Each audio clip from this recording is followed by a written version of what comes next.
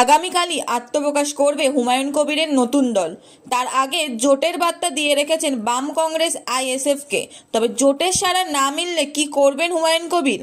আগে 135টি আসনের লড়াই করার ঘোষণা করলেও হুমায়ুনের হুঙ্কার আর 135টি আসনে নয়, প্রয়োজনে 26-এর বিধানসভায় 294টি আসনেই লড়াই করবে তার দল। এনাদের অনেক নেতা আছে, তারা অনেক বড় বড় হুমকি দিচ্ছে, এই বুঝে নেবে সেই বুঝে নেবে।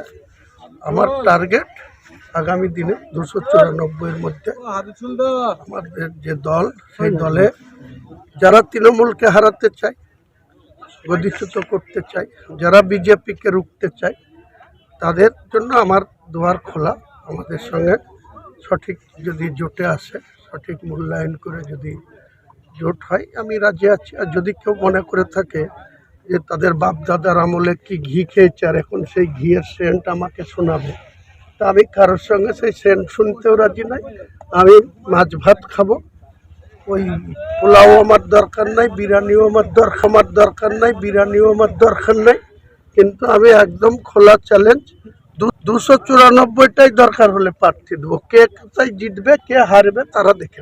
রাত পোহালেই প্রকাশ্য সভার মধ্যে দিয়েই বেলডাঙ্গার খাগড়ুপাড়ার মাঠে ঘোষণা হবে হুমায়ুনের নতুন দলের। চলছে সভাস্থল ও সভামঞ্চের শেষ মুহূর্তের প্রস্তুতি। রবিবার মাঠ পরিদর্শন করেন হুমায়ুন কবির। হুমায়ুনের দলে কি চমক থাকবে এখন সেটাই দেখার। Bureau report, Madhyabanga news. Manmohini health care, স্বাস্থ্য সেবায় অটুট শ্রেষ্ঠত্বের শিরোপা।